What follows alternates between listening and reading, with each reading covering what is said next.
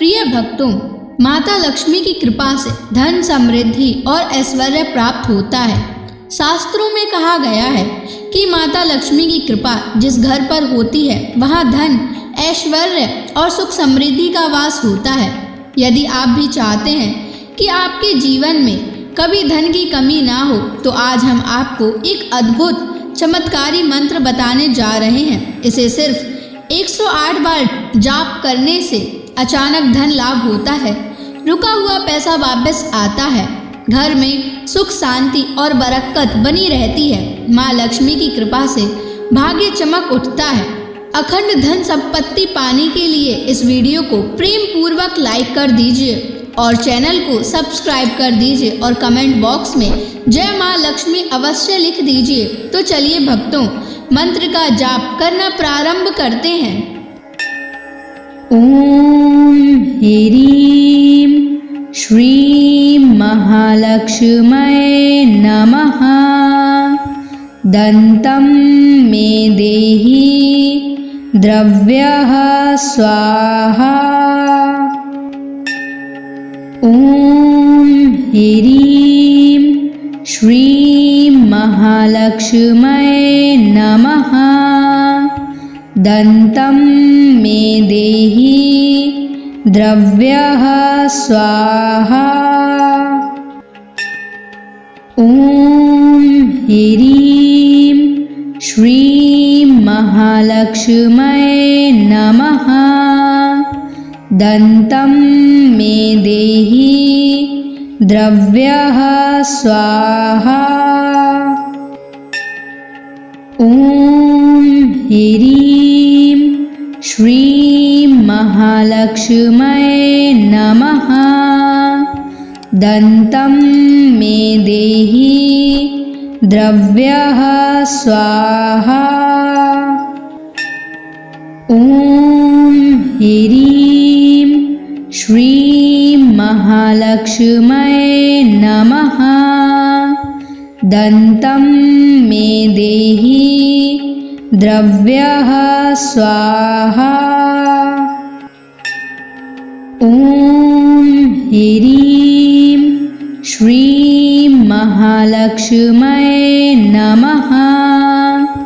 दन्तं मे देहि द्रव्यः स्वाहा। ओम ह्रीं श्रीं महालक्ष्म्यै नमः। दन्तं मे देहि द्रव्यः स्वाहा। ओम ह्रीं श्रीं महालक्ष्म्यै नमः।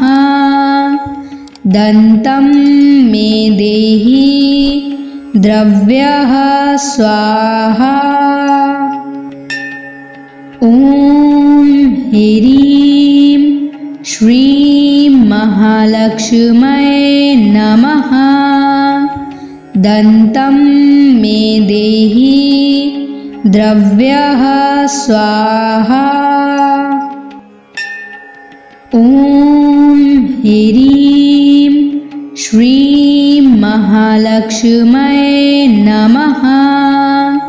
दन्तं मे देहि द्रव्यः स्वाहा। ओम ह्रीं श्रीं महालक्ष्म्यै नमः। दन्तं मे देहि द्रव्यः स्वाहा। ओम ह्रीं श्रीं महालक्ष्म्यै नमः। दन्तं मे देहि द्रव्यः स्वाहा। ओम ह्रीं श्रीं महालक्ष्म्यै नमः। दन्तं मे देहि द्रव्यः स्वाहा।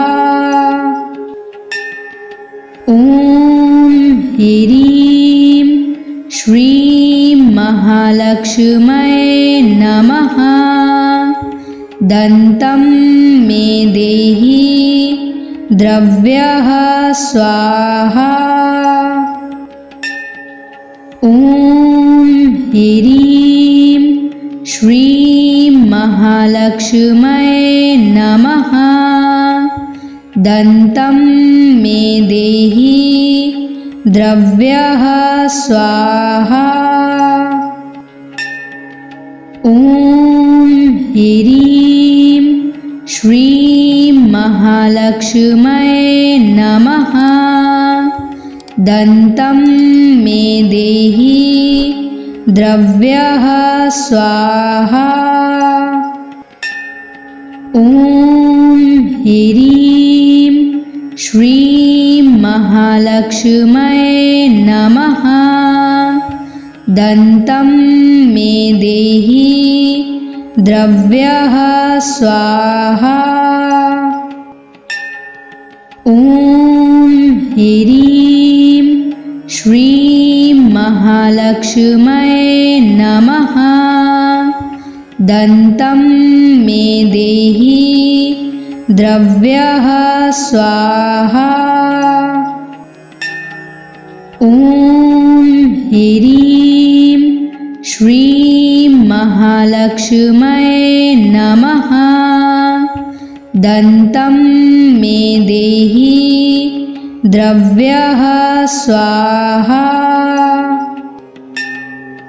ॐ ह्रीं श्रीं महालक्ष्म्यै नमः। दन्तं मे देहि द्रव्यः स्वाहा।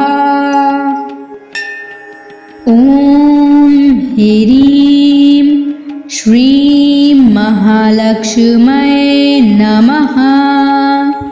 दन्तं मे देहि द्रव्यः स्वाहा। ॐ ह्रीं श्रीं महालक्ष्म्यै नमः। दन्तं मे देहि द्रव्यः स्वाहा। ॐ ह्रीं श्रीं महालक्ष्म्यै नमः। दन्तं मे देहि द्रव्यः स्वाहा। ॐ ह्रीं श्रीं महालक्ष्म्यै नमः। दन्तं मे देहि द्रव्यः स्वाहा। ॐ ह्रीं श्रीं महालक्ष्म्यै नमः। दन्तं मे देहि द्रव्यः स्वाहा। ॐ ह्रीं श्रीं महालक्ष्म्यै नमः। दन्तं मे देहि द्रव्यः स्वाहा। ॐ ह्रीं श्रीं महालक्ष्म्यै नमः। दन्तं मे देहि द्रव्यः स्वाहा। ॐ ह्रीं श्रीं महालक्ष्म्यै नमः। दन्तं मे देहि द्रव्यः स्वाहा। ॐ ह्रीं श्रीं महालक्ष्म्यै नमः। दन्तं मे देहि द्रव्यः स्वाहा। ॐ ह्रीं श्रीं महालक्ष्म्यै नमः। दन्तं मे देहि द्रव्यः स्वाहा। ॐ ह्रीं श्रीं महालक्ष्म्यै नमः। दन्तं मे देहि द्रव्यः स्वाहा। ॐ ह्रीं श्रीं महालक्ष्म्यै नमः। दन्तं मे देहि द्रव्यः स्वाहा। ॐ ह्रीं श्रीं महालक्ष्म्यै नमः। दन्तं मे देहि द्रव्यः स्वाहा। ॐ ह्रीं श्रीं महालक्ष्म्यै नमः। दन्तं मे देहि द्रव्यः स्वाहा। ॐ ह्रीं श्रीं महालक्ष्म्यै नमः। दन्तं मे देहि द्रव्यः स्वाहा। ॐ ह्रीं श्रीं महालक्ष्म्यै नमः। दन्तं मे देहि द्रव्यः स्वाहा। ॐ ह्रीं श्रीं महालक्ष्म्यै नमः। दन्तं मे देहि द्रव्यः स्वाहा। ॐ ह्रीं श्रीं महालक्ष्म्यै नमः। दन्तं मे देहि द्रव्यः स्वाहा।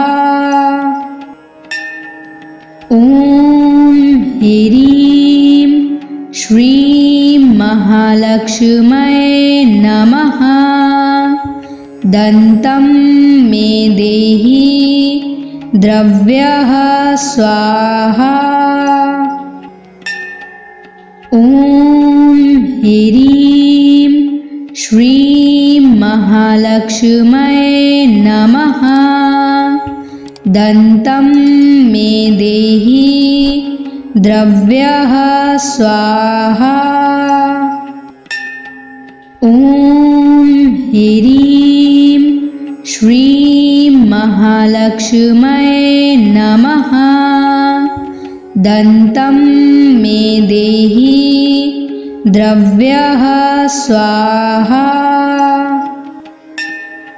ॐ ह्रीं श्रीं महालक्ष्म्यै नमः। दन्तं मे देहि द्रव्यः स्वाहा। ॐ ह्रीं श्रीं महालक्ष्म्यै नमः। दन्तं मे देहि द्रव्यः स्वाहा। ॐ ह्रीं श्रीं महालक्ष्म्यै नमः। दन्तं मे देहि द्रव्यः स्वाहा। ॐ ह्रीं श्रीं महालक्ष्म्यै नमः। दन्तं मे देहि द्रव्यः स्वाहा। ॐ ह्रीं श्रीं महालक्ष्म्यै नमः। दन्तं मे देहि द्रव्यः स्वाहा। ॐ ह्रीं श्रीं महालक्ष्म्यै नमः। दन्तं मे देहि द्रव्यः स्वाहा। ॐ ह्रीं श्रीं महालक्ष्म्यै नमः। दन्तं मे देहि द्रव्यः स्वाहा।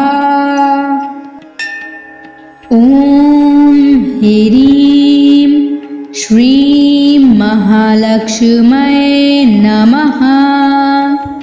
दन्तं मे देहि द्रव्यः स्वाहा। ॐ ह्रीं श्रीं महालक्ष्म्यै नमः। दन्तं मे देहि द्रव्यः स्वाहा। ॐ ह्रीं श्रीं महालक्ष्म्यै नमः। दन्तं मे देहि द्रव्यः स्वाहा। ॐ ह्रीं श्रीं महालक्ष्म्यै नमः। दन्तं मे देहि द्रव्यः स्वाहा।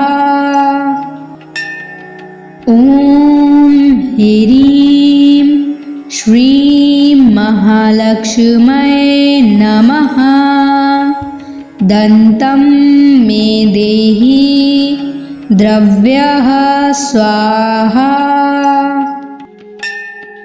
ॐ ह्रीं श्रीं महालक्ष्म्यै नमः। दन्तं मे देहि द्रव्यः स्वाहा। ॐ ह्रीं श्रीं महालक्ष्म्यै नमः। दन्तं मे देहि द्रव्यः स्वाहा। ॐ ह्रीं श्रीं महालक्ष्म्यै नमः। दन्तं मे देहि द्रव्यः स्वाहा। ॐ ह्रीं श्रीं महालक्ष्म्यै नमः। दन्तं मे देहि द्रव्यः स्वाहा। ॐ ह्रीं श्रीं महालक्ष्म्यै नमः। दन्तं मे देहि द्रव्यः स्वाहा। ॐ ह्रीं श्रीं महालक्ष्म्यै नमः। दन्तं मे देहि द्रव्यः स्वाहा। ॐ ह्रीं श्रीं महालक्ष्म्यै नमः। दन्तं मे देहि द्रव्यः स्वाहा। ॐ ह्रीं श्रीं महालक्ष्म्यै नमः। दन्तं मे देहि द्रव्यः स्वाहा। ॐ ह्रीं श्रीं महालक्ष्म्यै नमः। दन्तं मे देहि द्रव्यः स्वाहा। ॐ ह्रीं श्रीं महालक्ष्म्यै नमः। दन्तं मे देहि द्रव्यः स्वाहा। ॐ ह्रीं श्रीं महालक्ष्म्यै नमः। दन्तं मे देहि द्रव्यः स्वाहा। ॐ ह्रीं श्रीं महालक्ष्म्यै नमः। दन्तं मे देहि द्रव्यः स्वाहा। ॐ ह्रीं श्रीं महालक्ष्म्यै नमः। दन्तं मे देहि द्रव्यः स्वाहा। ॐ ह्रीं श्रीं महालक्ष्म्यै नमः। दन्तं मे देहि द्रव्यः स्वाहा। ॐ ह्रीं श्रीं महालक्ष्म्यै नमः। दन्तं मे देहि द्रव्यः स्वाहा। ॐ ह्रीं श्रीं महालक्ष्म्यै नमः। दन्तं मे देहि द्रव्यः स्वाहा। ॐ ह्रीं श्रीं महालक्ष्म्यै नमः। दन्तं मे देहि द्रव्यः स्वाहा। ॐ ह्रीं श्रीं महालक्ष्म्यै नमः। दन्तं मे देहि द्रव्यः स्वाहा। ॐ ह्रीं श्रीं महालक्ष्म्यै नमः। दन्तं मे देहि द्रव्यः स्वाहा। ॐ ह्रीं श्रीं महालक्ष्म्यै नमः। दन्तं मे देहि द्रव्यः स्वाहा। ॐ ह्रीं श्रीं महालक्ष्म्यै नमः। दन्तं मे देहि द्रव्यः स्वाहा। ॐ ह्रीं श्रीं महालक्ष्म्यै नमः। दन्तं मे देहि द्रव्यः स्वाहा। ॐ ह्रीं श्रीं महालक्ष्म्यै नमः। दन्तं मे देहि द्रव्यः स्वाहा। ॐ ह्रीं श्रीं महालक्ष्म्यै नमः। दन्तं मे देहि द्रव्यः स्वाहा। ॐ ह्रीं श्रीं महालक्ष्म्यै नमः। दन्तं मे देहि द्रव्यः स्वाहा। ॐ ह्रीं श्रीं महालक्ष्म्यै नमः। दन्तं मे देहि द्रव्यः स्वाहा। ॐ ह्रीं श्रीं महालक्ष्म्यै नमः। दन्तं मे देहि द्रव्यः स्वाहा। ॐ ह्रीं श्रीं महालक्ष्म्यै नमः। दन्तं मे देहि द्रव्यः स्वाहा। ॐ ह्रीं श्रीं महालक्ष्म्यै नमः। दन्तं मे देहि द्रव्यः स्वाहा। ॐ ह्रीं श्रीं महालक्ष्म्यै नमः। दन्तं मे देहि द्रव्यः स्वाहा। ॐ ह्रीं श्रीं महालक्ष्म्यै नमः। दन्तं मे देहि द्रव्यः स्वाहा।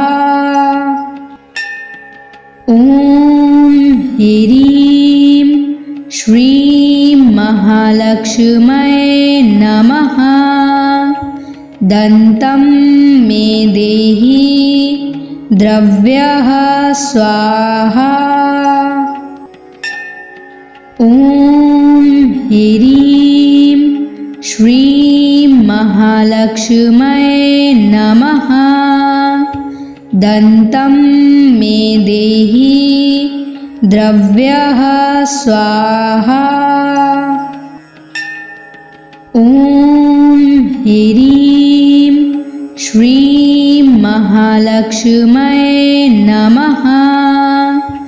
दन्तं मे देहि द्रव्यः स्वाहा।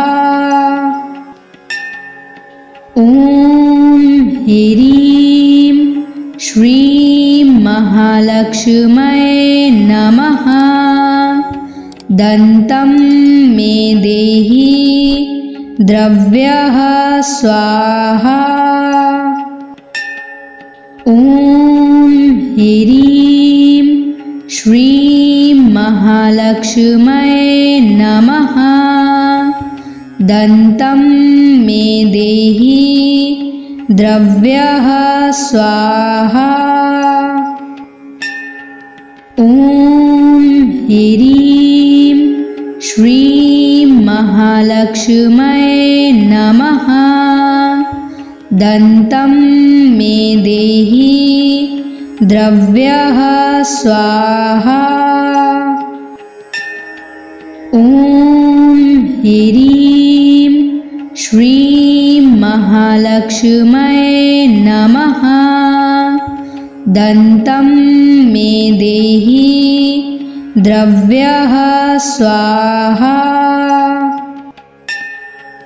ॐ ह्रीं श्रीं महालक्ष्म्यै नमः। दन्तं मे देहि द्रव्यः स्वाहा। ॐ ह्रीं श्रीं महालक्ष्म्यै नमः। दन्तं मे देहि द्रव्यः स्वाहा।